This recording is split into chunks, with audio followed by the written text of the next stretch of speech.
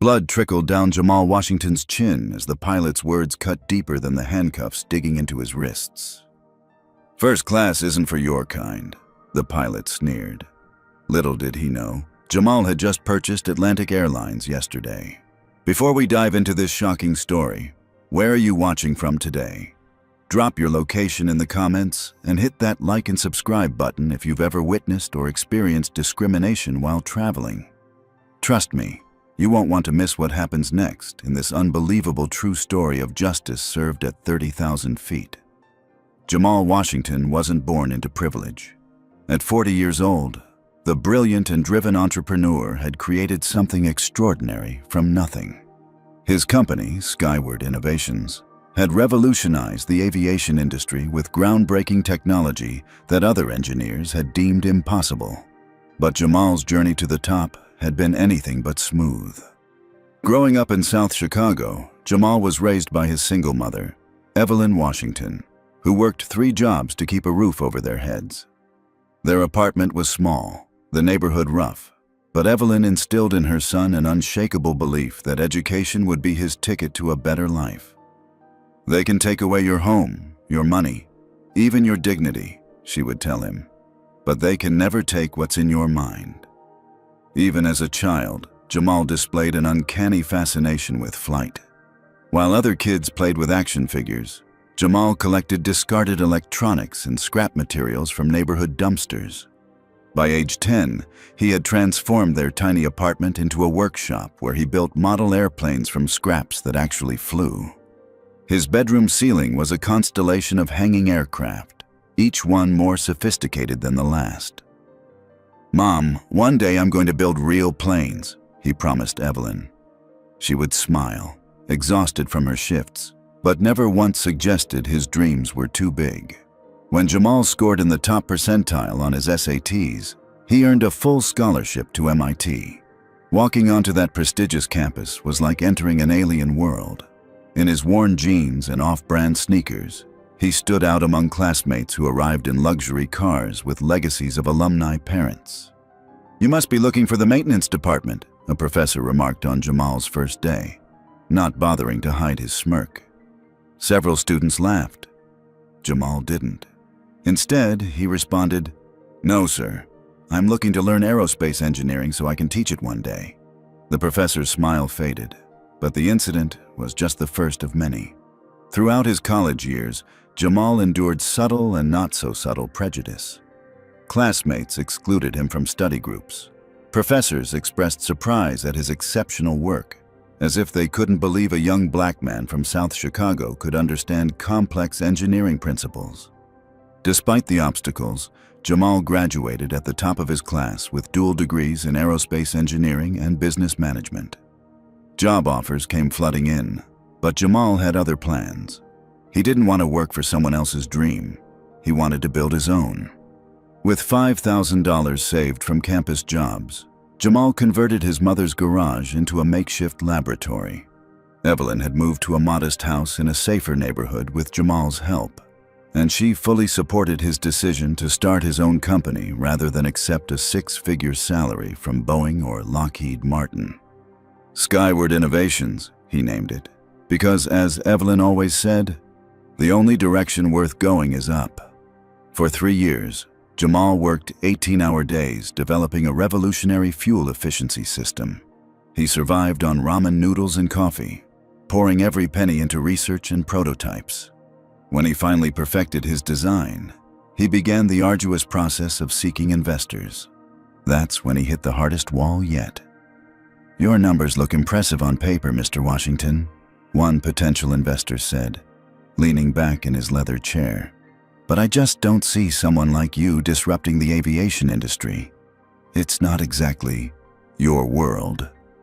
Rejection after rejection followed, often with similar thinly veiled racial undertones. But Jamal persisted, refining his pitch, improving his prototype, and leveraging every connection he could make. Finally, a venture capitalist named Sophia Chen saw what others couldn't or wouldn't. "This technology could change everything," she said, studying his designs with genuine interest. "I don't care where you come from or what you look like. I care about innovation, and this is the real deal. With Sophia's investment, Jamal secured a patent for his technology that reduced aircraft fuel consumption by 30%, an unprecedented achievement in aviation. Major airlines began licensing his system, and within 5 years, Skyward Innovations had grown from a garage operation to a company valued at over $2 billion. But Jamal wasn't satisfied with merely selling his technology to others. He wanted to implement it fully, to create an airline that embodied his vision of efficiency, sustainability, and equality. When struggling Atlantic Airlines hit financial turbulence and went up for sale, Jamal saw his opportunity. Yesterday, after months of negotiations, he had signed the final papers making him the majority owner of Atlantic Airlines. The acquisition was set to be announced next week after he had time to assess the company from the inside out. Which is exactly why Jamal had booked a first-class ticket on Atlantic Airlines Flight 372 from Chicago to New York under his own name. No entourage, no press release, no special treatment. He wanted to experience the airline as a regular customer before announcing his ownership. He never anticipated that this decision would lead to one of the most humiliating experiences of his life, or that it would ultimately transform not just Atlantic Airlines, but the entire industry's approach to equality and dignity. As Jamal packed a small overnight bag for his trip, he had no idea that in less than 24 hours, his name would be trending nationwide for reasons he never could have imagined. The morning of the flight, Jamal chose comfort over formality. He slipped into his favorite pair of worn jeans, a plain gray hoodie, and the first pair of sneakers he grabbed from his closet. He wasn't trying to make a statement by dressing down. He simply wanted to travel comfortably. Besides, why should his worth be measured by his attire? O'Hare International Airport bustled with the usual morning rush as Jamal rolled his carry-on through the sliding doors. He checked his watch, a subtle Patek Philippe that cost more than some cars, but didn't scream wealth to the untrained eye. He had plenty of time before his 9:30 a.m. flight. Approaching the first-class check-in counter, Jamal noticed the attendant's eyes flick up, then down, then back up again. A quick assessment that ended with a slight furrow of her brow. "Regular check-in is over there, sir," she said, pointing to the significantly longer line to the right. "I'm flying first class," Jamal replied calmly, sliding his ID and confirmation email across the counter.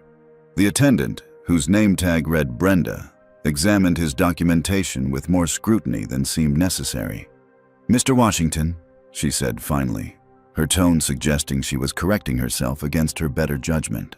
"Of course. May I see the credit card used for this purchase?" It was an unusual request for someone who had already provided ID matching the ticket, but Jamal complied without comment, producing his Black American Express card. Brenda swiped it and, finding everything in order, reluctantly issued his boarding pass.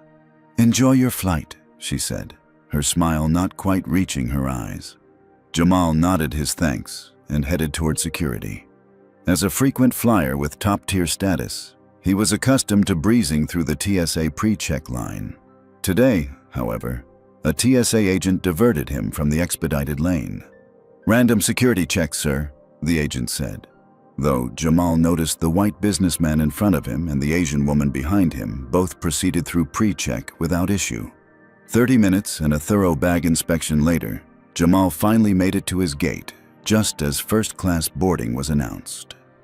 He queued up with the other first-class passengers, most in business attire or designer casual wear. Several gave him sideways glances, clearly wondering what he was doing in their line. When Jamal presented his boarding pass to the gate agent, she studied it carefully, then looked at him with the same dubious expression he'd received at check-in. "This is for first-class boarding only at this time," she said slowly, as if speaking to someone who might not understand English well. "Yes, I'm aware," Jamal replied, tapping his finger on the first-class designation on his boarding pass. "Seat 1A. The gate agent pressed her lips together but scanned his ticket. The machine beeped its approval, and she had no choice but to let him through. As Jamal walked down the jet bridge, he took a deep breath. He'd experienced these kinds of microaggressions hundreds of times in his life. Usually, he let them roll off his back. Today was no different, or so he thought. Flight attendant Nancy Palmer greeted passengers at the aircraft door, her practiced smile faltering slightly when Jamal handed her his boarding pass. 1A? That's our first row, she said, unnecessarily. I know, Jamal replied with a patient smile. I've flown before. Nancy's eyes narrowed almost imperceptibly as she handed back his boarding pass. Right this way. Jamal settled into his spacious seat by the window, placing his small bag in the overhead compartment. He was just getting comfortable when Nancy appeared again. Can I see your boarding pass one more time, sir? She asked. Jamal pulled it from his pocket, growing increasingly aware of the eyes of other first-class passengers on him. Nancy examined the pass, looked at him, then back at the pass. There seems to be a lot of confusion about my seat today, Jamal observed mildly. Nancy's smile tightened. Just doing my job, sir. Can I get you a pre-departure beverage? Water would be fine, thank you. As Nancy moved away, Jamal noticed the businessman across the aisle leaning slightly away from him, as if proximity might be dangerous. A middle-aged woman being seated in 2A asked the flight attendant in a stage whisper if she could be moved somewhere else. The flight attendant assured her all other first-class seats were occupied. The final first-class passengers boarded, and the atmosphere in the cabin grew increasingly tense as more people noticed Jamal. He kept his eyes on his phone, responding to emails, trying to ignore the discomfort around him. Just as the main cabin began boarding, a tall man in a pilot's uniform appeared in the first-class cabin. His 4 stripes indicated he was the captain, and his name tag read Raymond Keller, Chief Pilot. Captain Keller scanned the cabin, his gaze stopping abruptly on Jamal. He leaned over to whisper something to Nancy, who pointed to Jamal's seat assignment on her tablet. Keller's expression hardened as he approached. "Sir," he said, his voice carrying enough authority to silence the entire cabin. "There seems to be a situation with your seating assignment." Jamal looked up from his phone. "What situation would that be, Captain?" "This is a first-class cabin," Keller stated flatly. "I'm aware. I have a first-class ticket." Jamal kept his voice level, conscious of the audience they now had. "May I see your boarding pass, please?" For the 4th time since arriving at the airport, Jamal produced his documentation. Keller examined it with exaggerated care. "Mr. Washington, is it? I find it unusual that you're seated here." "Why is that unusual, Captain Keller?" Jamal asked, emphasizing the man's name to remind him that they were both identifiable individuals in this interaction. Keller's jaw tightened. "Our first-class passengers typically book well in advance. This is a full flight, and your reservation seems very recent." "I booked this flight 3 days ago," Jamal replied. "Is there a minimum advance purchase requirement for first class that I'm unaware of?" The captain's nostrils flared slightly. "No, but..." "Then I'm not sure I understand the problem." By now, boarding had paused as passengers in the aisle watched the confrontation unfolding. The tension in the cabin was palpable. "The problem, Mr. Washington," Keller said, lowering his voice but not his intensity, "is that we've had instances of seat assignment errors recently. I'm simply verifying that you're in the correct seat." Jamal reached into his pocket and pulled out his ID. "Here's my identification, which matches my boarding pass. Now, is there anything else you need to verify, or can we get on with the flight? I have an important meeting in New York." Keller took the ID, studying it alongside the boarding pass. Finding no discrepancy, he should have apologized and moved on. Instead, he handed back the documents with visible reluctance. "There's still something not right about this situation," he muttered, loud enough for nearby passengers to hear. "What's not right, Captain?" Jamal asked, his patience beginning to wear thin. "Please, be specific." Keller straightened his uniform jacket. "Sir, your attitude is becoming disruptive to other passengers. I'm going to have to ask you to lower your voice." Jamal, who had been speaking calmly throughout the exchange, raised an eyebrow. "I wasn't aware I had raised my voice, Captain. I'm simply asking for clarification about why my presence in first class is being questioned repeatedly." "That's it," Keller snapped. "I'm calling security. You're disturbing the other passengers and interfering with crew member duties." Before Jamal could respond, Keller turned to Nancy. "Call airport security. Tell them we have an uncooperative passenger refusing to comply with crew instructions." "What instructions haven't I complied with?" Jamal asked, loud enough for everyone to hear. "I've shown my boarding pass and ID multiple times. I've answered all questions calmly. What exactly am I refusing to do?" But Keller had already stormed back toward the cockpit, leaving Nancy looking uncomfortable as she picked up the cabin phone. Another flight attendant, whose name tag read Victoria Chen, watched the scene with visible concern. Unlike Nancy, Victoria seemed troubled by what was unfolding, her eyes darting between Jamal and her colleagues with growing unease. 10 minutes later, 2 airport security officers boarded the plane. By this time, boarding had completed, and the cabin was full of passengers straining to see what was happening. "Sir," the first officer addressed Jamal, "we need you to gather your belongings and come with us." "On what grounds?" Jamal asked, remaining seated. "We've received a report of a disruptive passenger. Please don't make this more difficult than it needs to be." "I'm not being disruptive," Jamal stated clearly, wanting everyone to hear. "I have a valid first-class ticket. I've complied with all requests for identification. I've spoken calmly and respectfully. The only disruption has been the repeated questioning of my right to sit in the seat I paid for." The second security officer, a younger man whose name badge read Dominic Taylor, shifted uncomfortably, seeming less certain about the situation than his partner. "Sir, please," the first officer insisted. "We can discuss this off the aircraft." "I'd prefer to discuss it here where there are witnesses," Jamal replied, "because I believe what's happening right now has nothing to do with my behavior and everything to do with the color of my skin." A hushed murmur rippled through the cabin.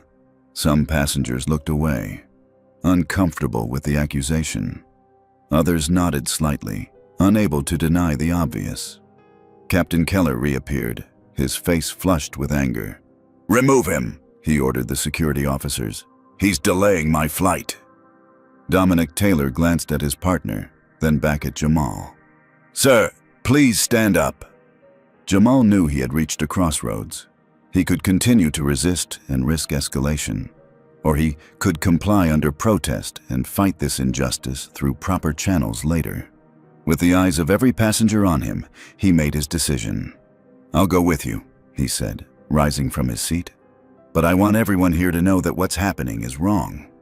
I paid for this seat just like everyone else in this cabin." As Jamal reached for his bag in the overhead compartment, the first security officer suddenly grabbed his arm, twisting it behind his back. "Hey," Jamal protested. "That's unnecessary." "Stop resisting," the officer growled, though Jamal had offered no resistance. Within seconds, Jamal found himself forced face down across his first-class seat, his cheek pressed against the leather, as handcuffs were roughly applied to his wrists. The metal bit into his skin, unnecessarily tight. As the officers yanked him to his feet, Jamal's lip caught on the armrest, splitting open. Blood trickled down his chin as Captain Keller stood watching with arms crossed and a satisfied expression. "Next time, remember," Keller said quietly as Jamal was pushed past him, "first class isn't for your kind." The words hit harder than the physical pain. As Jamal was paraded down the aisle like a criminal, he saw the mixed reactions of the passengers. Some looked away in shame. Others watched with smug vindication, as if justice was being served. A few recorded the incident on their phones. Victoria Chen watched with horror, her hand covering her mouth.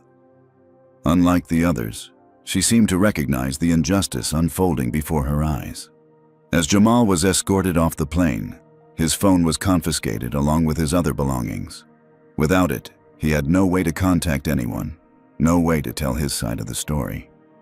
The last thing he saw before being removed from the jet bridge was Captain Keller watching from the aircraft door, straightening his uniform with a self-satisfied smile. The fluorescent lights of the airport terminal buzzed overhead as Jamal Washington, handcuffed and bleeding, was marched through the concourse like a dangerous criminal. Travelers stopped to stare, some taking out their phones to record the spectacle. Children pointed. Adults whispered behind cupped hands. "What's that man done?" a young boy asked his mother loudly. "Something bad," she replied, pulling him closer as if Jamal might somehow contaminate them. Each step was an exercise in maintaining dignity in the face of public shame. Jamal kept his head high despite the blood that had now stained the collar of his gray hoodie. He was acutely aware of how this looked. A black man in casual clothes, handcuffed, surrounded by uniformed officers. It was an image America had seen countless times, an image that reinforced stereotypes he'd spent his entire life fighting against. "You're hurting me," Jamal said quietly to the officer gripping his arm. "The cuffs are too tight." "Should have thought about that before causing trouble," the officer replied, making no move to adjust them. Dominic Taylor, the younger security officer who had seemed uncomfortable on the plane, glanced at Jamal's wrists. The metal was indeed cutting into his skin, leaving angry red marks that would likely bruise. "Maybe we could loosen those a bit," Dominic suggested to his partner. "He's fine," came the curt reply. They arrived at a small, windowless room marked Airport Security. Inside was nothing but a metal table bolted to the floor, 3 chairs, and a camera in the corner of the ceiling. Jamal was roughly pushed into one of the chairs. "Sit there and don't move," the senior officer ordered before stepping outside with his partner, leaving Jamal alone. Through the thin walls, Jamal could hear them discussing him. "What did he do exactly?" Dominic asked. "Captain said he was being disruptive, refusing to follow crew instructions." "He seemed pretty calm to me." "Look, Taylor, when a captain says someone's disruptive, they're disruptive. That's how it works." Inside the room, Jamal tried to process what was happening. In a matter of hours, he had gone from being a billionaire business owner finalizing a major acquisition to being detained like a common criminal, all because he had dared to sit in a seat he had legitimately purchased. "What's the most shocking example of discrimination you've ever witnessed while traveling?" Comment number 1, if you believe what happened to Jamal was clearly racial profiling. Hit the like button if you've ever been judged based on your appearance rather than your character. And subscribe to hear how this powerful story of injustice and vindication unfolds. How would you react if you were in Jamal's position? Stay tuned to find out what happens next in this incredible true story. The door opened, and both officers returned. The senior officer placed Jamal's confiscated belongings on the table, his wallet, belt, watch, and phone, but made no move to remove the handcuffs. "We need your statement about what happened on the aircraft," he said, setting up a small recorder. "I'd like to make a phone call first," Jamal replied. The officer smirked. "This isn't a police station. You're being detained by airport security under aviation regulations. You don't get a phone call." "I believe I'm legally entitled to contact someone regardless of who's detaining me," Jamal countered, his law classes from MIT still serving him well. "I'm being held against my will without being charged with any crime." "You're being held pending investigation of interfering with a flight crew, which is a federal offense," the officer said, his voice hardening. "Now give us your statement, and we'll see about letting you make a call afterward." Jamal recognized the tactic. They wanted his version of events before he could speak to anyone who might advise him. He decided to give them the facts, nothing more. "I boarded a flight for which I had a legitimate first-class ticket," Jamal began, his voice steady. "I was repeatedly questioned about my right to be in that seat by multiple airline employees, culminating with the captain. When I calmly defended my right to sit in the seat I purchased, the captain called security and had me removed from the plane. At no point did I raise my voice, threaten anyone, or refuse any legitimate instruction." The officer scribbled notes, his expression skeptical. "And why do you think you were questioned about your seat?" It was a trap, and Jamal knew it. If he explicitly mentioned racial discrimination, they would paint him as playing the race card. If he didn't, the record would show he never claimed discrimination. "I believe the facts speak for themselves," Jamal replied carefully. "I was the only black passenger in the first-class cabin. I was the only passenger whose right to be there was questioned, despite having valid documentation. I leave it to others to determine why that might be." The officer's pen stopped moving. So you're saying the captain is racist? I'm saying I was treated differently than other passengers who had the same class of ticket. The reasons for that differential treatment are for Captain Keller to explain. The interrogation continued for nearly an hour, with the same questions asked repeatedly in different ways, a common tactic to try to catch someone in a lie. But Jamal's story remained consistent because it was the truth. Finally, the senior officer seemed to tire of the game. "Wait here," he instructed, as if Jamal had any choice in the matter. As the door closed, Jamal noticed his phone on the table, just out of reach with his hands still cuffed behind him. If he could just contact his assistant, Benjamin Harris, this situation could be resolved quickly. Benjamin would call the company attorneys, who would... His thoughts were interrupted as the door opened again. This time, only Dominic Taylor entered, looking nervously over his shoulder.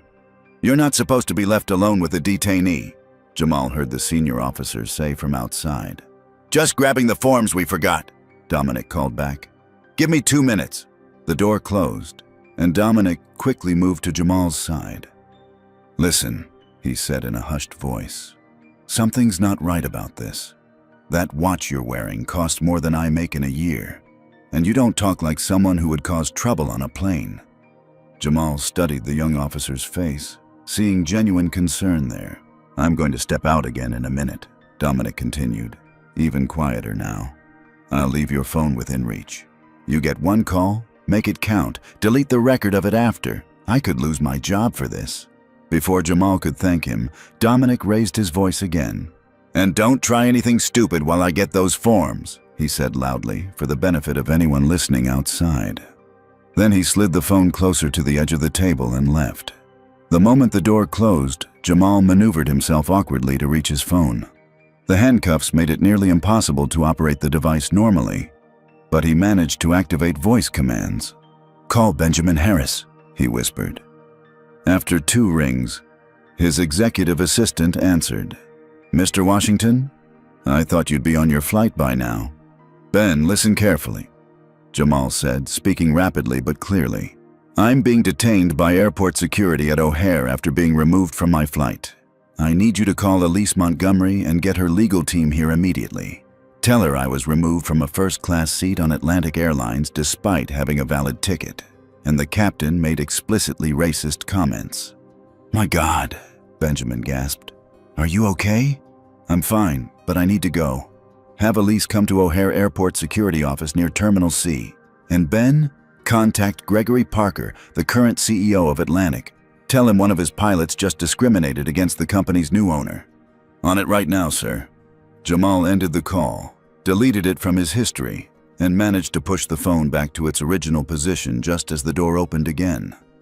The next 30 minutes passed slowly as Jamal sat alone in the room, his wrists raw from the handcuffs. But now, at least, he knew help was coming. He almost pitied Captain Raymond Keller and Atlantic Airlines for what was about to hit them. Almost. While Jamal Washington sat handcuffed in the detention room, flight attendant Victoria Chen stood in the galley of the still grounded aircraft, her hands trembling as she prepared the beverage cart. Something was very wrong about what she had just witnessed, and she couldn't shake the image of Jamal's dignified face as he was forcibly removed from the plane. "Vicky, what's wrong with you?" Nancy Palmer hissed, noticing her colleague's distraction. "We're already behind schedule because of that troublemaker. Get it together." Victoria nodded mechanically but couldn't stop thinking about the incident. Unlike Nancy, who had seemed all too eager to support Captain Keller's actions, Victoria had sensed the injustice immediately. The passenger had been calm, polite, and had a valid ticket. The only crime she could see was that he didn't fit someone's idea of what a first-class passenger should look like. "I need to use the restroom," Victoria said suddenly, setting down the coffee pot. "I'll be right back." Before Nancy could protest, Victoria slipped into the forward lavatory. Once inside, she pulled out her phone and the company memo she'd received that morning. The VIP list that all crew members got before each flight, listing noteworthy passengers who might be traveling. She scrolled through the names, stopping abruptly when she saw it. Jamal Washington, Skyward Innovations CEO, Seat 1A. Victoria's blood ran cold. Not only had they mistreated a first-class passenger, but they had also just dragged off a major CEO in handcuffs. But why was his name on the VIP list? Skyward wasn't affiliated with Atlantic as far as she knew. She quickly typed Jamal Washington Skyward Atlantic into her phone's search engine. The most recent news article made her gasp audibly. Atlantic Airlines acquisition expected to be announced next week, the headline read. The first paragraph mentioned rumors that Jamal Washington's Skyward Innovations had purchased a controlling interest in struggling Atlantic Airlines. "Oh my God," Victoria whispered. "We just handcuffed our new boss." A knock on the lavatory door startled her. "Vicky, we're about to close the door. Captain wants to push back," Nancy called. Victoria emerged, her face pale. "Nancy, we need to talk to the captain right now." "What? Why?" "That passenger he just had removed? I think he owns the airline." Nancy scoffed. "Don't be ridiculous. That guy? He was wearing a hoodie." "His name is on the VIP list," Victoria insisted, showing Nancy her copy. "And there are news reports that his company just bought Atlantic." Nancy's smug expression faltered as she read the memo. "This has to be a different Jamal Washington." "How many CEO Jamal Washingtons do you think are flying out of Chicago today?" Victoria countered. "We need to tell Peterson." James Peterson, the lead flight attendant, was briefing the main cabin crew when Victoria approached him with her discovery. He dismissed her concerns immediately. "Chen, we're already 40 minutes delayed. The captain has made his decision and we're pushing back. End of discussion." "But sir, if I'm right." "You're not," Peterson cut her off. "Now get to your jump seat. That's an order." Victoria reluctantly complied, buckling herself in for takeoff, but her conscience wouldn't let her stay silent. As the aircraft doors closed, she made a decision that could cost her career. Discreetly, she took out her phone, against regulations during preparation for departure, and sent a text message to a friend in Atlantic's corporate office with a link to the news article and a brief explanation of what had just happened. Meanwhile, in the detention room, Security Officer Dominic Taylor was having his own crisis of conscience.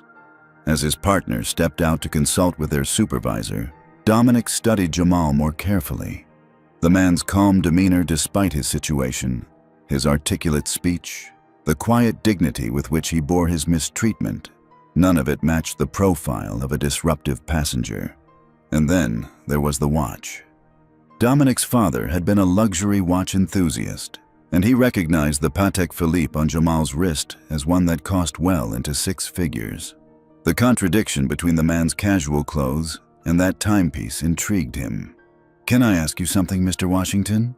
Dominic said quietly. Jamal looked up, surprised by the respectful tone. "Go ahead." "What do you do for a living?"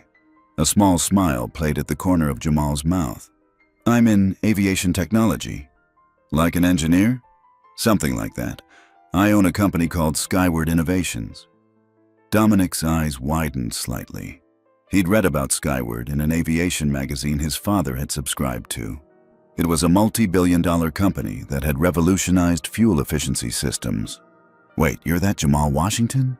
The one who developed the W-27 fuel system?"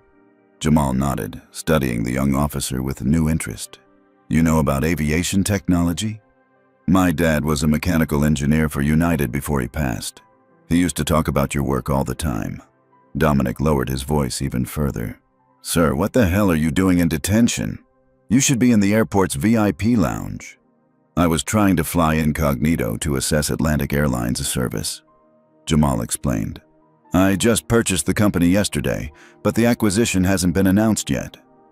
Dominic's jaw dropped. "You own Atlantic Airlines? The airline that just had you thrown off their plane? Ironic, isn't it?" Jamal said dryly. Dominic ran a hand through his hair, processing this information. "This is going to be a disaster for them."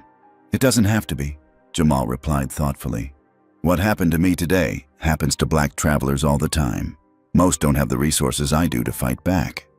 Maybe this incident can lead to real change." Their conversation was interrupted as the senior officer returned. Dominic quickly stepped back, resuming his professional demeanor. Mr. Washington continues to maintain that he did nothing wrong, Dominic reported. And, sir, I should mention that his ID confirms he's the CEO of a major aviation company. The senior officer frowned. So what? Rich guys can still cause trouble. I'm just saying maybe we should double-check with the airline before processing him further. This could be a misunderstanding. The captain was clear. The captain might have made a mistake, Dominic insisted, more firmly this time. Their argument was cut short by a commotion outside. The door burst open, and a striking woman in a tailored suit strode in, flanked by 3 equally well-dressed individuals carrying briefcases. "I'm Elise Montgomery, attorney for Mr. Washington," she announced, her voice carrying the confidence of someone used to commanding rooms much larger than this one. "You will remove those handcuffs immediately and provide me with documentation of the grounds for his detention." The senior officer bristled. "Ma'am, you can't just barge in here." "I just did," Elise interrupted coolly. "And unless you want to explain to a federal judge why you're violating my client's civil rights, I suggest you comply with my request immediately." One of the attorneys behind her stepped forward, handing the officer a business card. "We've already contacted the Department of Transportation's Civil Rights Division and the FBI regarding potential violations of 18 U.S.C. Severus 242, deprivation of rights under color of law." The senior officer's face paled as he read the card, recognizing the name of one of the most prestigious law firms in Chicago. He nodded to Dominic. "Remove the cuffs." As Dominic gratefully unlocked the handcuffs, Elise approached Jamal, her professional demeanor softening slightly when she saw the blood on his collar and the marks on his wrists. "Are you all right, Jamal?" she asked quietly. "I've been better," he admitted, rubbing his wrists to restore circulation. "Thank you for coming so quickly." Elise turned back to the security officers, her expression hardening again. "Mr. Washington will need medical attention for these injuries, and we'll be requiring the surveillance footage from both this room and the aircraft as evidence." "Evidence for what?" the senior officer asked nervously.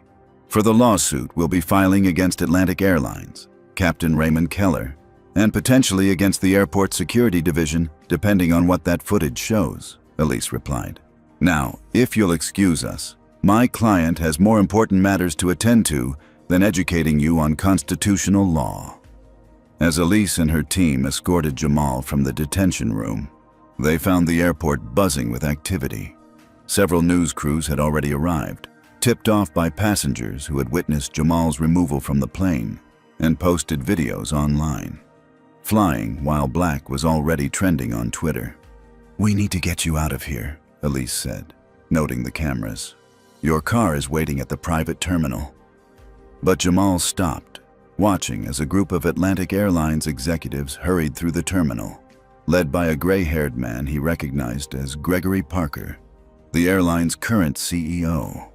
Parker's face was ashen, his normally impeccable appearance disheveled, as if he'd dressed in a hurry. "Actually," Jamal said, a determined look crossing his face, "I think I have a meeting to attend first." Gregory Parker had been having breakfast with his wife when the call came in. His executive assistant's voice had been tight with panic. "Sir, we have a situation at O'Hare. Captain Keller had a passenger removed from first class, and it's Jamal Washington." Parker had nearly choked on his coffee.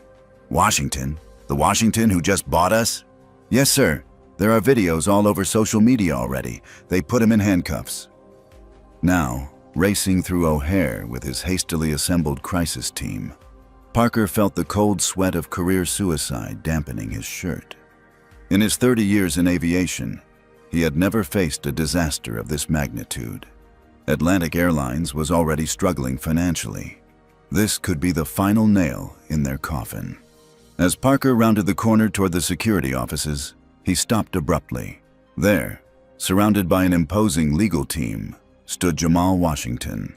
Even with a bloodied lip and rumpled clothes, the man exuded an unmistakable aura of authority.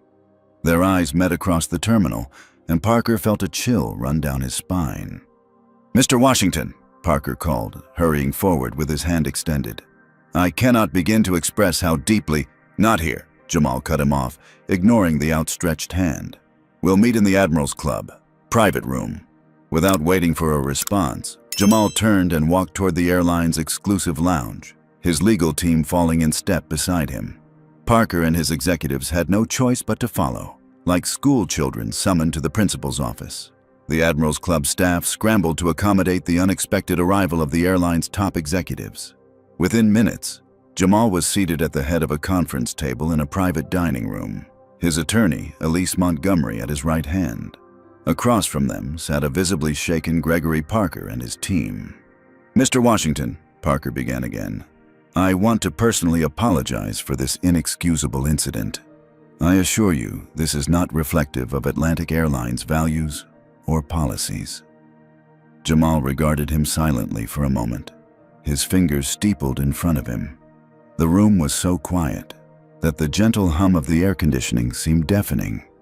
"Mr. Parker," Jamal finally said, his voice controlled and measured, "exactly what values and policies are reflected by having a paying first-class passenger handcuffed and dragged off a plane because of the color of his skin?" Parker flinched. "Sir, I'm sure there was a misunderstanding." "Was it a misunderstanding when your chief pilot told me, and I quote, 'First class isn't for your kind'?" Jamal asked, his gaze unwavering. The blood drained from Parker's face. "He said that? I can't believe it," Elise interjected, sliding a tablet across the table. "We already have statements from 3 passengers who overheard it, and I suspect the aircraft's cockpit voice recorder might have captured it as well, since he was standing in the forward galley at the time." One of Parker's executives, a nervous-looking man in a rumpled suit, leaned over to whisper something in the CEO's ear. Parker's expression grew even more distressed. "Mr. Washington," Parker said, his voice now trembling slightly, "Captain Keller has been with Atlantic for 20 years. I've never received any complaints about—" "Then you haven't been listening," Jamal interrupted. "Because according to preliminary research my team has already conducted this morning, there have been at least 7 formal complaints about Captain Keller's treatment of minority passengers in the past 5 years alone." Another executive, a woman in her 50s, looked alarmed. "That's not possible. Our HR department would have flagged—" "Your HR department buried them," Elise stated flatly, producing another document. "We have the internal emails discussing how to handle these complaints without tarnishing a valuable pilot's record." The room fell silent again as the implications sank in. Not only had Atlantic Airlines allowed a racist pilot to continue flying, but they had actively covered up his behavior. Jamal leaned forward, his expression intense but controlled. "Mr. Parker, I didn't buy Atlantic Airlines on a whim. I've been monitoring your company for months, considering whether it could be turned around, not just financially, but culturally." He paused, letting his words sink in. "What happened to me today is inexcusable, but it's also illuminating. It shows me exactly how deep the problems run, and what needs to change." Parker swallowed hard. "Mr. Washington, please understand, we can fix this. We'll terminate Captain Keller immediately, settle any legal claims you might have, issue a public apology. This isn't about one captain or one incident," Jamal cut in sharply. "This is about a systemic failure of leadership and values. And speaking of leadership," he turned to Elise, who handed him a folder. Jamal opened it and removed a single sheet of paper, sliding it across to Parker. "My acquisition of Atlantic includes the right to replace key management positions effective immediately. I'm exercising that right." Parker stared at the document, his hands shaking slightly as he picked it up. "You're firing me?" "I'm accelerating a transition that was already planned," Jamal replied calmly. "You'll receive the full severance package outlined in your contract. Your resignation will be announced as a planned retirement." One of Parker's executives, a younger man with an ambitious gleam in his eye, leaned forward. "Mr. Washington, if I might say, I've been advocating for diversity initiatives within Atlantic for years. Perhaps I could—" "You're Thomas Branson, correct?" Jamal asked, cutting him off. "VP of Operations?" "Yes, sir," Branson replied eagerly. You were copied on every one of those emails about burying complaints against Keller, Jamal stated flatly. Your services won't be needed either. Branson slumped back in his chair, his opportunistic smile fading. Jamal stood up, straightening his blood-stained hoodie with dignity. Gentlemen, lady, we'll meet tomorrow morning at Atlantic headquarters to formalize the transition. Until then, Captain Keller is to be suspended pending investigation, and Flight 372 will remain grounded until a new crew can take over. But sir, another executive protested, that will cost thousands in compensation to passengers, crew overtime, and… I don't care, Jamal replied simply. Every passenger on that flight witnessed discrimination today. I won't compound the damage by asking them to fly with a crew that enabled it. As if on cue, Elise's phone buzzed. She glanced at it and leaned over to whisper something to Jamal. He nodded, then addressed the room again. It seems Captain Keller is currently giving an interview to airport staff, defending his actions by claiming I was acting suspiciously and didn't look like I belonged in first class. I believe that saves us all the trouble of debating his intentions. Parker looked like he might be physically ill. Mr. Washington, please, let us handle this internally. The publicity is already out there, Jamal stated, gesturing to the tablet where social media mentions of the incident were multiplying by the minute. Now it's about how we respond to it. He buttoned his jacket, wincing slightly at the pain in his wrists where the handcuffs had cut into his skin. I'll see you all tomorrow at 9 a.m. sharp. Ms. Montgomery will remain here to ensure Captain Keller is properly suspended and the passengers are taken care of. As Jamal turned to leave, Parker made one last desperate attempt. Mr. Washington, please. I have a family, a mortgage. This airline has been my life for 20 years. Jamal paused, turning back to face the man. Mr. Parker, I'm not doing this out of vengeance. I'm doing it because leadership sets the tone for an entire organization. The tone you've set allowed what happened today. He gestured to his injured wrists and bloodied lip. I had the resources and power to fight back. Most victims of discrimination don't. Remember that when you're wondering why I'm making these changes. With those words, Jamal Washington walked out of the Admiral's Club, leaving behind a room of shell-shocked executives coming to terms with their new reality. The power had shifted, and Atlantic Airlines would never be the same. Outside in the terminal, Benjamin Harris was waiting with a fresh suit and Jamal's personal security team. The car's ready, sir, he said, handing Jamal a garment bag, and the press is gathered at the private terminal exit. Jamal nodded, taking the bag. Thank you, Ben. Set up a press conference for tomorrow afternoon after the board meeting, and find out everything you can about a flight attendant named Victoria Chen and a security officer named Dominic Taylor. I want to speak with both of them. May I ask why, sir? Jamal's expression softened slightly.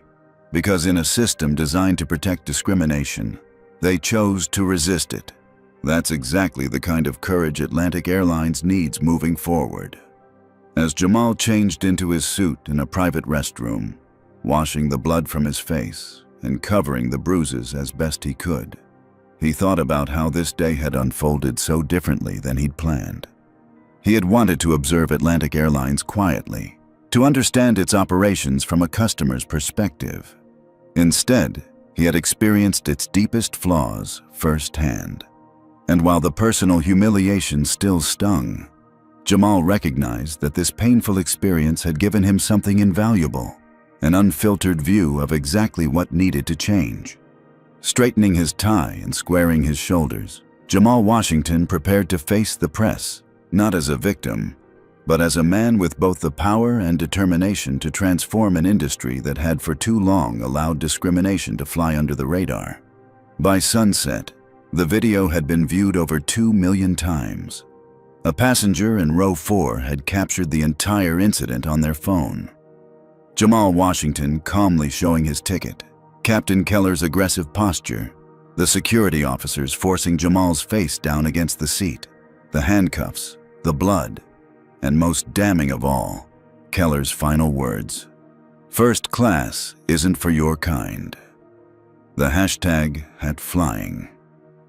While black had become the #1 trending topic nationwide, major news networks were running the story at the top of the hour, with commentators debating whether this represented a tipping point in America's ongoing struggle with racial profiling.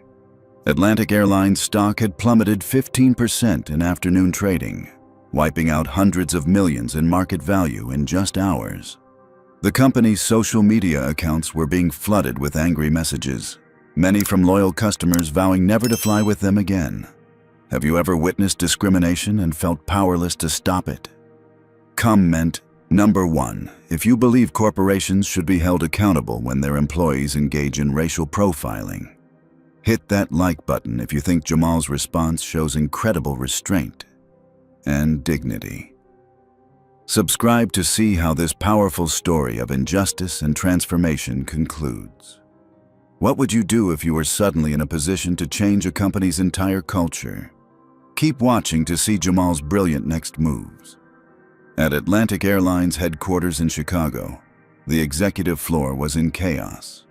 Though it was well past normal business hours, every office was lit, every conference room filled with anxious employees trying to contain the growing crisis. In the main boardroom, the remaining executives not dismissed by Jamal Washington were huddled around a speakerphone on a call with the airline's largest shareholders. "We understand your concerns," Interim CEO Janet Morris was saying, her voice strained. "But we ask for patience as we work through this unfortunate incident." "Unfortunate incident?" boomed the voice from the speaker. "Morris, your chief pilot was caught on camera making explicitly racist comments while a paying customer was handcuffed and bloodied. And not just any customer, the man who now owns your company. This goes beyond unfortunate. This is catastrophic. We're implementing immediate changes," Morris insisted. "Captain Keller has been suspended pending—" "Suspended?" another shareholder interrupted. "He should have been terminated the moment that video surfaced. Your hesitation speaks volumes." As the call continued to deteriorate, a junior executive slipped into the room and handed Morris a note. Her face paled as she read it. "Ladies and gentlemen," she said into the speakerphone, "I've just been informed that Captain Keller has given an interview to Channel 5 News defending his actions. We'll need to call you back." Morris terminated the call and turned to her team. "Get that interview, now!" Within minutes, they were watching in horror as Raymond Keller, still in his pilot's uniform with Atlantic's logo clearly visible, doubled down on his actions. "I've been flying for 30 years, Keller was saying, his chin raised defiantly. "I can spot trouble before it starts." This individual did not present himself in a manner consistent with our first-class passengers. His attire, his demeanor, something wasn't right. "I made a judgment call to protect the safety of our flight." "But Mr. Washington had a valid first-class ticket," the reporter pressed. "Anyone can buy a ticket," Keller scoffed. "That doesn't mean they belong there." The interview cut to a spokesperson for Skyward Innovations confirming that Jamal Washington had indeed purchased Atlantic Airlines the previous day, with plans to integrate his fuel efficiency technology across their fleet. Back in the boardroom, Morris put her head in her hands. "He just sank us even deeper." "There's more," said the junior executive who had brought the note. "We've been subpoenaed for all records related to discrimination complaints against Captain Keller and other crew members for the past 10 years. 10 years? That's thousands of records. And there's a whistleblower," he continued grimly. "Flight attendant Victoria Chen has provided emails showing that multiple complaints about Keller were buried by HR." The room fell silent as the implications sank in. This wasn't just about one incident or one pilot. The entire corporate culture was being exposed. Meanwhile, across town, Jamal Washington sat in his penthouse office reviewing documents with his executive team. Despite the trauma of the day, his focus was sharp, his purpose clear. "Ben," he said to his assistant, "what have you found on Victoria Chen and Dominic Taylor?" Benjamin Harris opened a folder. "Victoria Chen, 29, flight attendant with Atlantic for 7 years, exemplary service record, multiple commendations from passengers. She was the one who recognized your name on the VIP list and tried to alert her supervisors. When they ignored her, she texted a friend in corporate, which is how the news reached Parker so quickly. Jamal nodded approvingly. And Taylor? Dominic Taylor, 31. Airport security for 3 years. Before that, he served in the Air Force. His father was a mechanical engineer for United Airlines who apparently admired your work. Taylor was the one who let you make that phone call against regulations. Both risked their careers to do the right thing, Jamal observed. That's exactly the kind of integrity we need. He turned to Elise Montgomery. What's the status on Keller? He's digging himself deeper by the minute, Elise replied, showing him clips of the interview. And we've found 6 more complaints against him that were buried, all from black passengers who were questioned about their seating assignments or subjected to random additional screening. Jamal's expression hardened. And the board? They're in panic mode, Benjamin reported. 3 members have already called offering their resignations, hoping to distance themselves from the scandal. Tell them all resignations will be discussed at tomorrow's meeting, Jamal instructed. No one gets an easy out. He stood and walked to the window, looking out at the Chicago skyline. The incident had been humiliating, painful, and infuriating.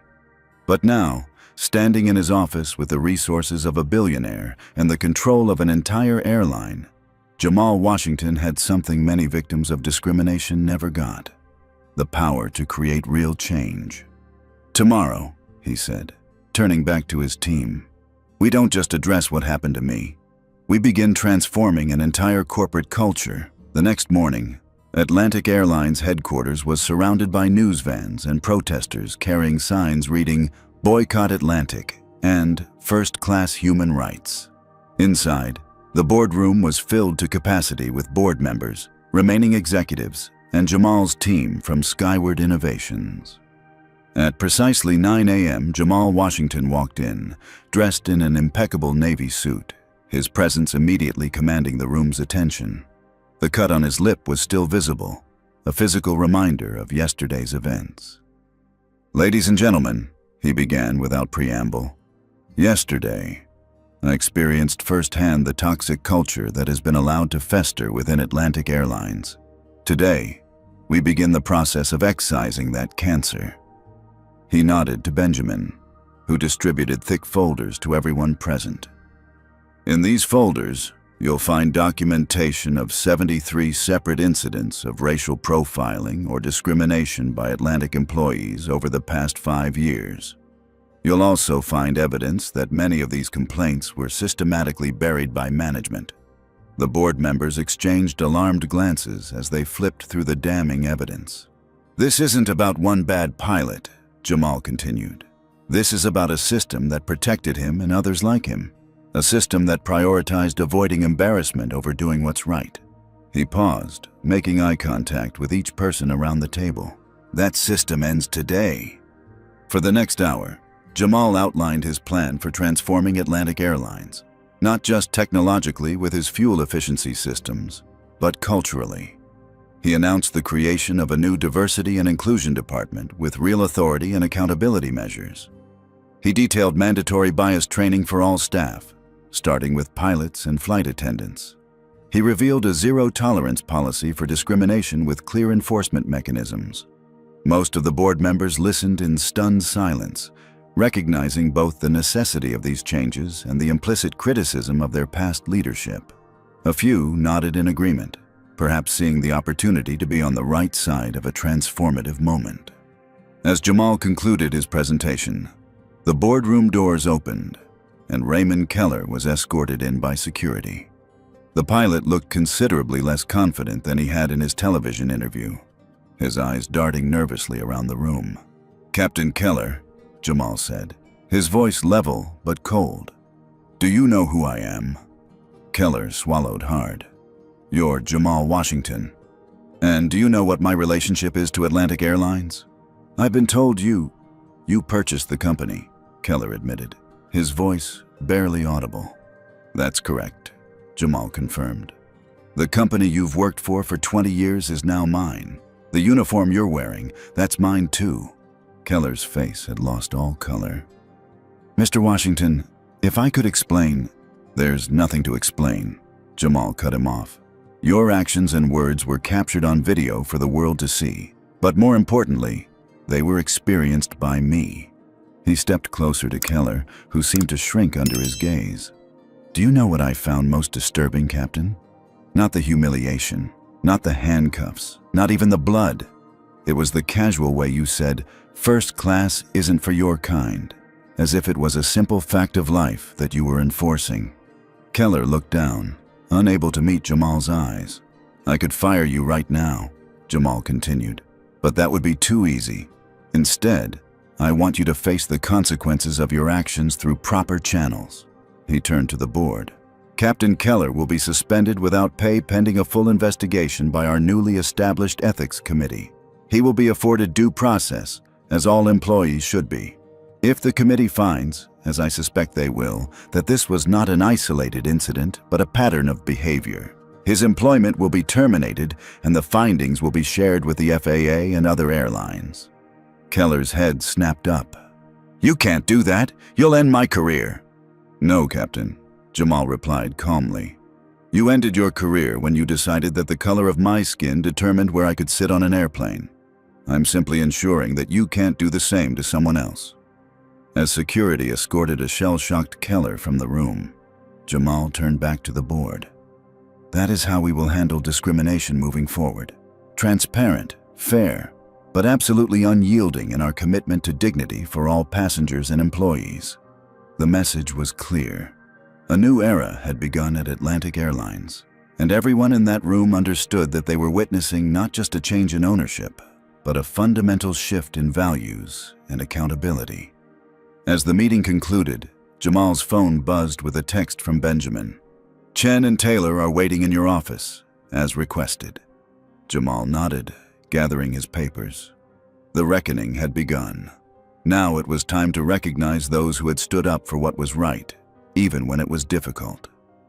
The corporate earthquake he had initiated was just beginning to reshape the landscape, and unlike most earthquakes, this one would build something stronger from the rubble of what it destroyed. The news of Jamal Washington's boardroom confrontation with Raymond Keller spread through Atlantic Airlines headquarters like wildfire. Employees gathered in break rooms, huddled around computers watching social media updates, their expressions a mix of shock, apprehension, and, for some, hope. Atlantic's corporate culture had long been an open secret among employees, rigid, hierarchical, and resistant to change. Complaints disappeared into HR's black hole, especially if they involved high-ranking pilots or executives. Now, for the first time, many employees dared to believe that might change. Victoria Chen sat nervously in the waiting area outside Jamal Washington's newly claimed office. Across from her, equally tense, was Dominic Taylor, still in his airport security uniform. Neither knew exactly why they had been summoned, though both suspected it had to do with their actions the previous day. Do you think we're in trouble? Victoria whispered to Dominic. He shrugged, trying to appear calmer than he felt. I broke protocol letting him make that call. Could lose my job, but I'd do it again. I violated company policy using my phone during pre-flight, Victoria admitted. But something felt so wrong about what was happening. Before they could continue, the office door opened, and Benjamin Harris emerged. Mr. Washington will see you both now. They entered to find Jamal seated behind a large desk, reviewing documents. The office, formerly Gregory Parker's, was already being transformed, with Skyward Innovations materials replacing Atlantic's outdated decor. Ms. Chen, Mr. Taylor, Jamal greeted them, standing to shake their hands. Thank you for coming. Both were struck by his calm demeanor, so at odds with the tumultuous events of the previous day. The cut on his lip and the faint bruising around his wrists were the only visible reminders of his ordeal. Mr. Washington, Victoria began tentatively, I want to apologize for what happened on that flight. I should have spoken up sooner. Jamal raised a hand to stop her. Ms. Chen, you did speak up. When others were silent or complicit, you recognized something was wrong and tried to alert your superiors. When they ignored you, you found another way to sound the alarm. He turned to Dominic. And Mr. Taylor, you followed your conscience rather than blindly following orders. You saw me as a human being deserving of dignity, not just a situation to be handled. Both Victoria and Dominic relaxed slightly, realizing they weren't being reprimanded. I didn't ask you here to discuss yesterday's events, Jamal continued, returning to his seat. I asked you here to discuss tomorrow's Atlantic Airlines. He slid 2 folders across the desk. Ms. Chen, I'm offering you the position of director of our new passenger advocacy program. This department will report directly to me and will be responsible for ensuring that every passenger is treated with dignity and respect, regardless of their appearance, background, or status. Victoria's eyes widened as she opened the folder to find a formal offer letter with a salary nearly triple her current pay. Mr. Taylor, Jamal continued, I'd like to offer you a position as well. Head of Customer Respect Training for our security and ground operations staff. Your military background combined with your airport security experience makes you uniquely qualified to teach others how to maintain safety without sacrificing human dignity. Dominic stared at his offer letter in disbelief. Sir, I'm not even an Atlantic employee. You are now, Jamal replied with a small smile. If you accept. Both sat in stunned silence, processing the unexpected turn their careers had just taken. Why us? Victoria finally asked. Because transformation doesn't happen from the top down alone, Jamal explained. It requires people at all levels who are willing to stand up for what's right, even when it's difficult. You both demonstrated that quality yesterday. That's exactly what Atlantic Airlines needs as we rebuild its culture. Victoria and Dominic exchanged glances, a silent understanding passing between them. They had been strangers until yesterday, connected only by their individual acts of conscience during a moment of injustice. Now they were being offered the chance to turn those individual acts into systemic change. I accept, Victoria said firmly. Me too, Dominic added. Thank you for this opportunity. Don't thank me yet, Jamal warned, his expression growing serious. The work ahead won't be easy. We're not just changing policies, we're changing mindsets. There will be resistance. As if on cue, there was a knock at the door, and Benjamin entered with a tablet. Sir, I think you should see this. He handed the tablet to Jamal, who scanned the screen, his expression hardening. It seems our friends in upper management are already organizing opposition.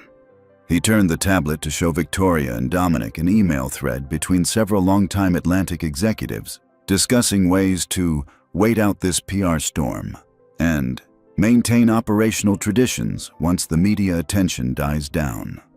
This is what we're up against, Jamal said, setting down the tablet. People who see discrimination as a PR problem rather than a moral failure. He stood and walked to the window, looking out at the Atlantic Airlines logo atop the building across the street. When I was removed from that plane yesterday, I felt something I haven't felt since I was a child facing prejudice, powerlessness. It was a reminder that no matter what I've achieved, to some people, I'll always be judged by the color of my skin first. He turned back to face them. But today, I have the power to change not just one person's behavior, but an entire company's culture, and by extension, to influence an industry. That's a responsibility I take seriously. Victoria nodded solemnly. I've seen flight attendants treat passengers differently based on how they look for years. Most of us just keep our heads down because reporting it goes nowhere. Not anymore, Jamal assured her. From now on, reporting discrimination will be rewarded, not punished. Dominic leaned forward. Sir, if I may ask, what about Captain Keller? The news is saying he's been suspended, not fired. Everyone deserves due process, Jamal replied. Even those who didn't offer the same to me. The Ethics Committee will review his entire history with Atlantic, including the previously buried complaints. If the pattern is confirmed, he'll be terminated and reported to the FAA. He picked up a thick report from his desk. But Keller is just a symptom. This company has a deeper disease. According to our analysis, Black passengers on Atlantic flights are 7 times more likely to be questioned about their seating assignments, 12 times more likely to be subjected to random additional screening, and 3 times more likely to have complaints about their behavior from crew members. Victoria winced. recognizing the truth in those statistics from her own observations. Our job, Jamal continued, is to transform these numbers, not with token gestures or diversity posters, but with fundamental changes to hiring, training, accountability, and corporate values. He walked them through his comprehensive plan, which included everything from revamped hiring practices to anonymous reporting systems to regular data analysis of passenger treatment by demographic. By the time he finished, both Victoria and Dominic were visibly energized by the vision he had laid out. "When do we start?" Victoria asked eagerly. "You already have," Jamal replied with a smile. "The moment you chose to stand up for what's right." As they finalized details of their new roles, a commotion erupted outside the office. Raised voices could be heard through the door, including one particularly angry male voice. Benjamin entered quickly. "Sir, Raymond Keller is demanding to see you. Security is trying to remove him, but he's causing a scene." Jamal considered for a moment, then nodded. "Let him in." Seconds later, a red-faced Raymond Keller burst into the office, followed by 2 security guards. His uniform was disheveled, his captain's hat clutched tightly in one hand. "You!" he spat, pointing at Jamal. "You think you can just walk in here and destroy my career? I've given 20 years to this airline." Jamal remained seated, his posture relaxed but alert. "Captain Keller, I understand you're upset." "Upset?" Keller laughed bitterly. "You humiliated me in front of the entire board. You're suspending me without pay based on a misunderstanding." "Was it a misunderstanding when you said, 'First class isn't for your kind'?" Jamal asked calmly. Keller faltered, then rallied. "You're taking that out of context. I meant—" "I know exactly what you meant," Jamal interrupted. "And so does everyone who watched the video." He gestured to Victoria. "This is Victoria Chen, one of your flight attendants. She tried to tell your crew that I was on the VIP list. She was ignored." Keller glanced at Victoria with barely disguised contempt. "She should have followed proper channels." "She did," Jamal countered. "The system failed her, just as it failed me." He stood now, walking around the desk to face Keller directly. Though they were similar in height, Jamal's presence seemed to fill the room in a way that made Keller appear smaller. "Captain, let me be clear. Your suspension isn't about embarrassing you. It's about protecting our passengers while we conduct a thorough investigation. If you've treated others the way you treated me, you shouldn't be in a position of authority over passengers." Keller's face flushed darker. "You have no idea what it takes to maintain control in a cockpit.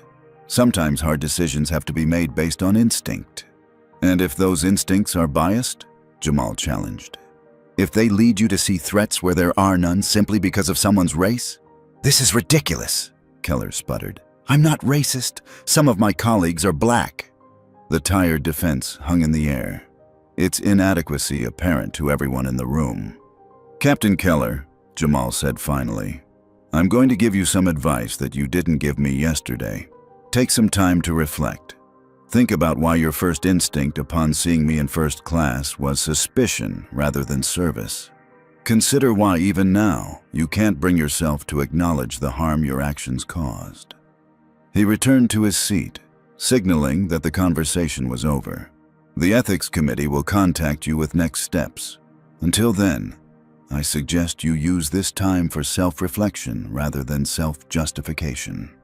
For a moment, it seemed Keller might continue arguing, but something in Jamal's steady gaze made him reconsider. With a final glare, he turned and stormed out, the security guards following close behind.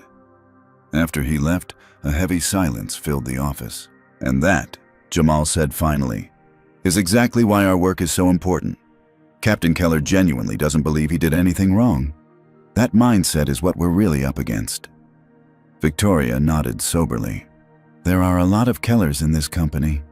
"Then we have a lot of work to do," Jamal replied, his determination evident in his voice. "But today, we've made a start." As Victoria and Dominic left to begin their new roles, Jamal turned to Benjamin. "Schedule the press conference for 3 p.m. It's time to tell the world exactly what kind of airline Atlantic is going to become." The reckoning had begun, not just for Raymond Keller, but for an entire corporate culture that had enabled him and others like him for far too long. The press conference held at Atlantic Airlines headquarters that afternoon became the most watched corporate event of the year. Major networks carried it live as Jamal Washington, still bearing the visible marks of his mistreatment, stood before a forest of microphones to announce the beginning of a new era. "Yesterday, I experienced what countless black travelers face every day," he began, his voice steady and resolute.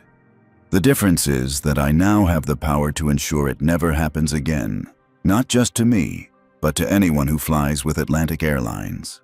The cameras flashed continuously as Jamal outlined his zero-tolerance policy for discrimination.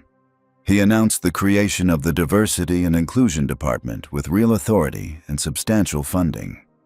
He introduced Victoria Chen as the head of the new Passenger Advocacy Program and Dominic Taylor as the leader of Customer Respect Training. "These aren't cosmetic changes," Jamal emphasized. "This is a fundamental restructuring of how this airline views its responsibility to passengers and employees alike." When asked by a reporter if he was concerned about the costs of such sweeping changes, Jamal's response was unequivocal. "I'm more concerned about the cost of not making these changes. Discrimination isn't just morally wrong, it's bad business." Behind the scenes, the transformation of Atlantic Airlines had already begun in earnest. The day after the press conference, every employee from baggage handlers to executives received a candid email from Jamal detailing the company's past failings and his vision for its future. "I won't pretend this transition will be easy," he wrote. "Change rarely is. Some of you may find yourselves uncomfortable with our new direction. Others may wonder if this is just a temporary reaction to a PR crisis. Let me be absolutely clear. This is permanent. This is non-negotiable. And those who cannot adapt to a culture of respect and inclusion will not have a place in the new Atlantic Airlines." The email concluded with an anonymous reporting system for employees to share past instances of discrimination they had witnessed or experienced, along with a personal guarantee from Jamal that such reports would be taken seriously. Within 24 hours, the system received over 300 submissions. "It's worse than we thought," Jamal told his executive team as they reviewed the initial reports. "We have flight attendants admitting they were instructed to give better service to premium-looking passengers. We have gate agents who were told to scrutinize upgrade requests from certain demographics more carefully. We even have pilots who made detours to avoid specific neighborhoods during landing approaches because they didn't want to fly over ghettos." The scope of the problem was daunting, but Jamal refused to be discouraged. "This is exactly why we're here," he reminded his team. "Not to manage a crisis, but to solve a systemic problem." The mandatory bias training programs began the following week, starting with pilots and flight attendants. Unlike typical corporate diversity training, often perfunctory and easily forgotten, this program was comprehensive and consequential. Led by experts in bias recognition and mitigation, the sessions didn't shy away from uncomfortable truths. Captain Frank Simmons, a 25-year veteran pilot, shifted uncomfortably in his seat during one such session. "Look, I get that we need to be sensitive," he said during a discussion. "But at the end of the day, my job is to fly the plane safely. I don't have time to worry about whether asking someone to follow regulations might offend them." Victoria Chen, who was observing the session, stepped forward. "Captain Simmons, when was the last time you questioned a white businessman in a suit about whether he belonged in first class?" Simmons blinked. I don't think I ever have." "Exactly," Victoria replied. "The issue isn't about enforcing regulations. It's about who you assume is breaking them based solely on appearance." The exchange was typical of the frank conversations happening throughout the company. Some employees embraced the changes enthusiastically, relieved that long-ignored issues were finally being addressed. Others resisted, clinging to the familiar comfort of, "That's how we've always done things." Jamal had anticipated this resistance and prepared for it. He made a point of personally working alongside flight crews periodically, demonstrating his commitment to understanding the operational realities of the airline. He listened to concerns, addressed legitimate operational questions, and firmly but respectfully challenged outdated attitudes. "I'm "I'm not asking you to change who you are," he told a group of skeptical senior pilots. "I'm asking you to expand your perspective on who your passengers are." The implementation of Jamal's fuel-saving technology provided an unexpected advantage in this cultural transformation. The significant cost reduction allowed for increased investment in staff training and customer service without sacrificing profitability. This undercut the argument that diversity initiatives were merely expensive luxuries that detracted from the real business of running an airline. 3 months into the transformation, Atlantic Airlines introduced a new hiring and promotion policy designed to create a workforce that better reflected the diversity of its passengers. The policy included blind resume reviews, diverse interview panels, and mentorship programs for underrepresented groups. Thomas Reynolds, a middle manager who had been with Atlantic for 15 years, complained to HR that the new policy was reverse discrimination and threatened to sue. When the issue reached Jamal's desk, his response was clear.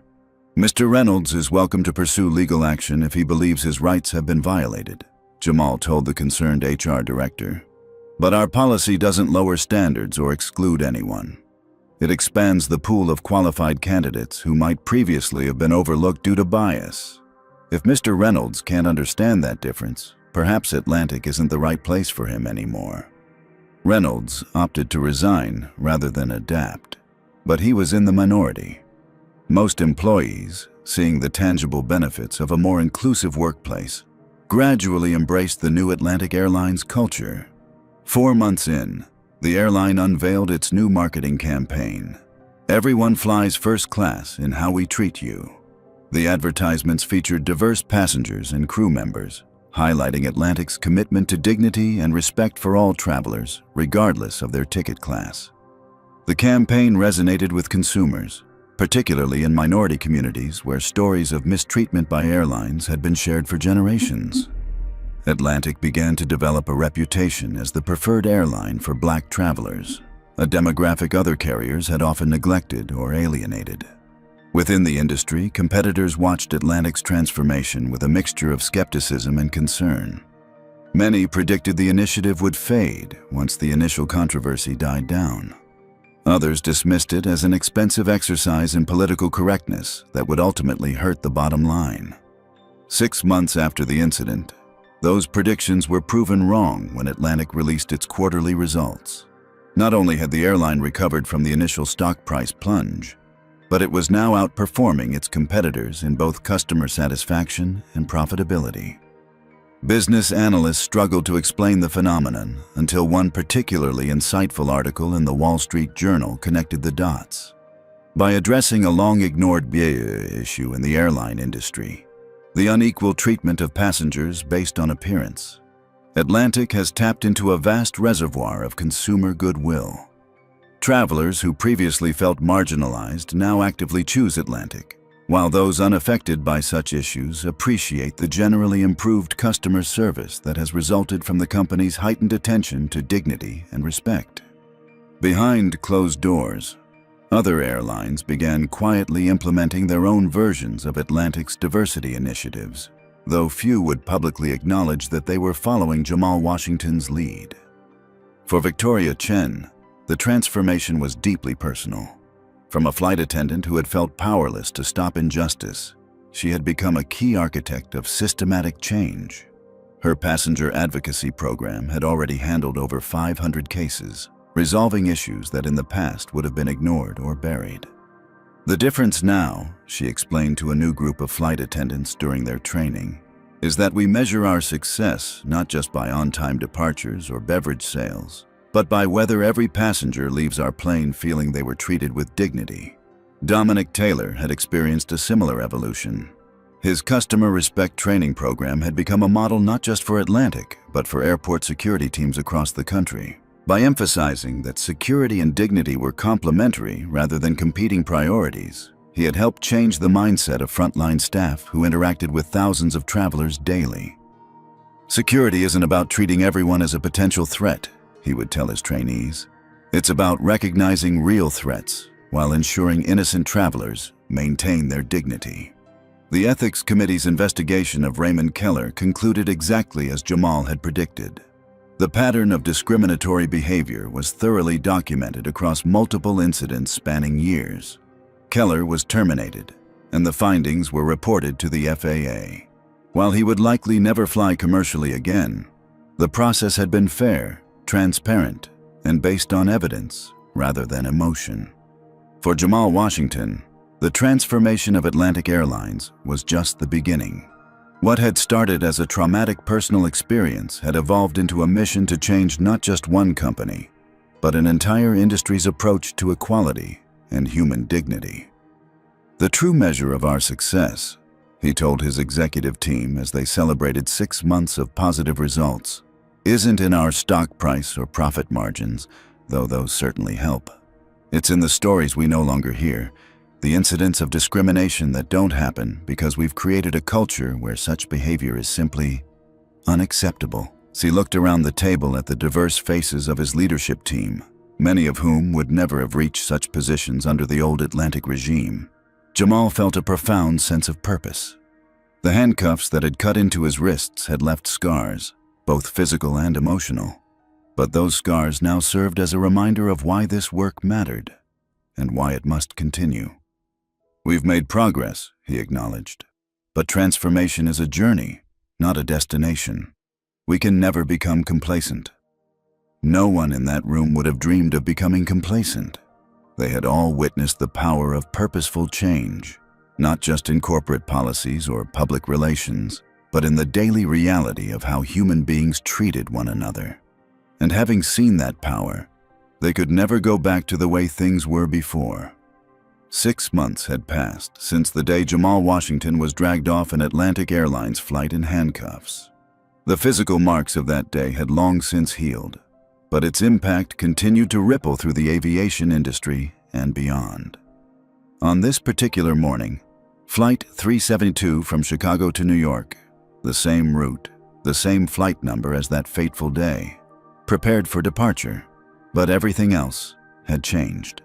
The check-in counter was staffed by a diverse team who greeted each passenger with genuine warmth. The security screening process was efficient but respectful, with officers trained in Dominic Taylor's Customer Respect program. The boarding process was orderly, with no subtle questioning of who belonged in which cabin. In the first-class section, a young black woman in casual clothes was welcomed with the same deference as the white executive in an expensive suit seated across from her. The flight attendants, led by a senior crew member who had been personally trained by Victoria Chen, moved through the cabin with an attentiveness that excluded no one. In row 15, seat E, sat Jamal Washington himself.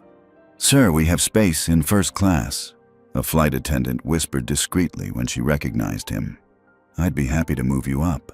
Jamal smiled and shook his head. "Thank you, but I'm perfectly comfortable here. I make a point of flying in different cabins to experience our service from every perspective." The flight attendant nodded, understanding the principle behind his choice. "Can I bring you anything before takeoff, Mr. Washington?" "Just a water, please. And Amanda," he added, reading her name tag, "you're doing an excellent job." As the plane took off, Jamal reflected on the journey of the past 6 months. The implementation of his fuel-saving technology had exceeded even his optimistic projections, reducing Atlantic's fuel costs by 32%. The savings had been strategically reinvested in staff training, customer experience improvements, and environmental initiatives. Atlantic Airlines had emerged from the crisis stronger than ever. Industry analysts who had predicted the company's demise were now studying it as a case example of successful corporate transformation. The stock price had not only recovered, but reached an all-time high as the market recognized that ethical business practices and profitability could go hand in hand. Most meaningful to Jamal, however, were the changes in corporate culture. Atlantic now led the industry in diversity hiring and promotion, with the percentage of minority employees in leadership positions having doubled in 6 months. Employee satisfaction scores had risen dramatically as staff at all levels embraced the company's new values. The airline had become known for its zero-tolerance approach to discrimination, with several high-profile incidents where Atlantic had stood firmly behind employees who intervened to protect passengers from mistreatment, even when it meant delaying flights or offloading problematic customers. Jamal's phone buzzed with a text message from Benjamin.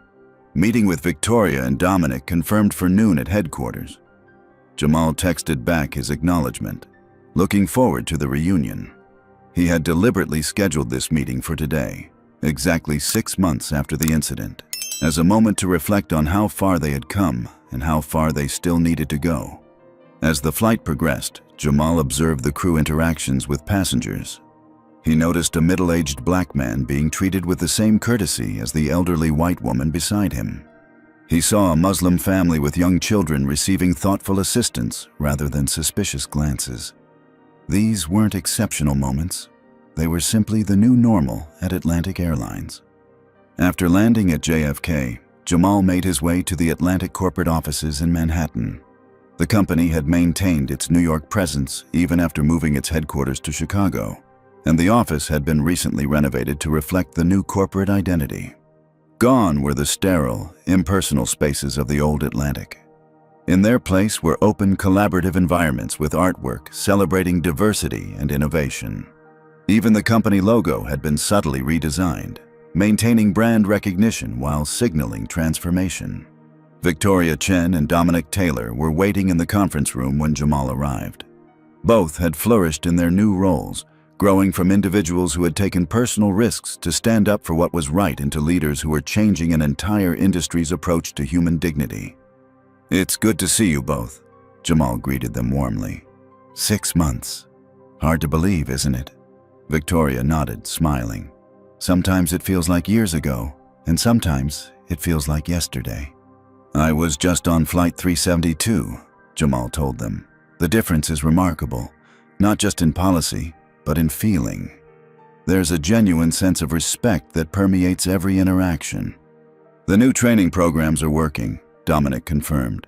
"Security incidents are down 40%, while passenger satisfaction scores are up 60%. Turns out treating people with dignity actually makes the job easier, not harder." Victoria opened a folder she had brought with her.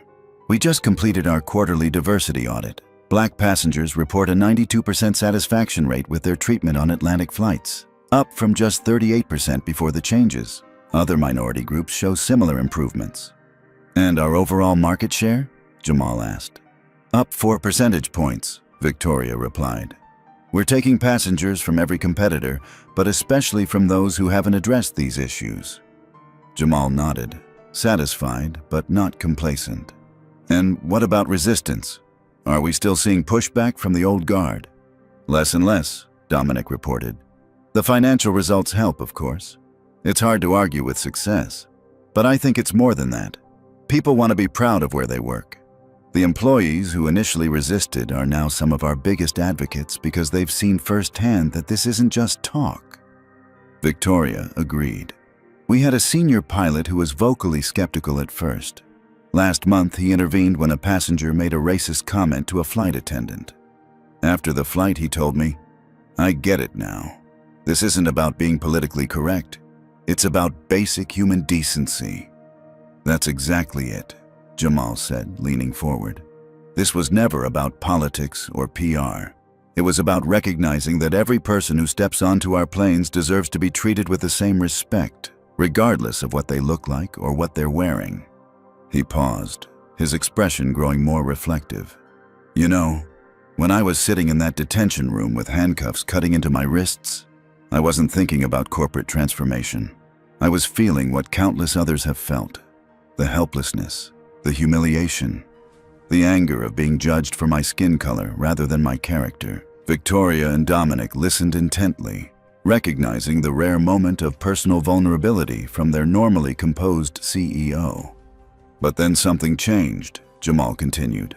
"I realized that unlike most people who experience discrimination, I was in a position to do more than just file a complaint or share my story on social media. I could actually change the system that allowed it to happen." He looked at each of them in turn.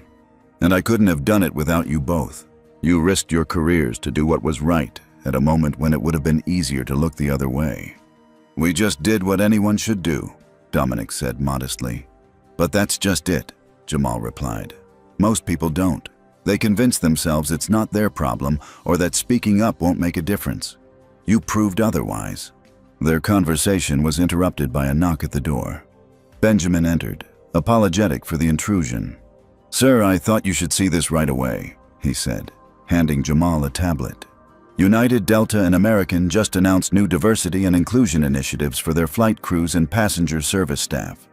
Jamal scrolled through the press release, noting how closely the other airlines' programs mirrored Atlantic's pioneering efforts. He passed the tablet to Victoria and Dominic. "Imitation is the sincerest form of flattery," he said with a small smile. "They're following our lead," Victoria observed, scanning the announcement. "As they should," Jamal replied. "This was never just about fixing Atlantic. It was about changing an industry where discrimination has been normalized for too long." He stood and walked to the window, looking out at the New York skyline. 6 months ago, I experienced something that happens to people of color every day, being judged not by my character or credentials, but by racial stereotypes. The difference is that I had the resources and position to turn that painful moment into meaningful change. Turning back to face them, his expression was both determined and hopeful. "Our work is far from done. Changing policies is relatively easy. Changing hearts and minds takes longer. But we've made a start, and not just at Atlantic. We're seeing the ripple effects across the entire industry." Dominic nodded thoughtfully. "I was at an airport security conference last week. Security directors from multiple airports approached me about implementing our training program. 5 years ago, they wouldn't have even acknowledged there was a problem." "That's how change happens," Jamal said. "Not all at once, but gradually, as people see that a better way is possible." As their meeting concluded, Jamal had one final announcement. "I've decided to establish the Dignity in Travel Foundation. It will provide resources for travelers who experience discrimination and work with airlines and airports to implement best practices for equitable treatment." Victoria's eyes lit up. "That's a wonderful idea. Will it be part of Atlantic?" "No," Jamal replied. "It needs to be independent to maintain credibility across the industry. I'm funding it personally to start, but I hope other airlines will eventually contribute." He handed them each a folder containing the foundation's preliminary plans. "And I'd like you both to serve on its advisory board, if you're willing. Your experiences and insights would be invaluable." Both eagerly accepted, recognizing the opportunity to extend their impact beyond Atlantic Airlines to the travel industry as a whole. As they prepared to leave, Jamal asked them to pause for a moment. "Before we go, I want to thank you both again. What happened to me 6 months ago was painful and humiliating. But because of your courage and the work we've done together since then, something positive has emerged from that experience." He extended his hand to each of them in turn. "You've helped transform a moment of injustice into a movement for change. That's a legacy we can all be proud of."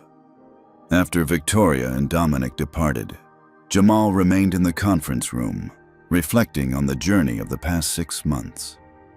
The incident that had started it all, being removed from a first-class seat because of racial profiling, had been a personal low point.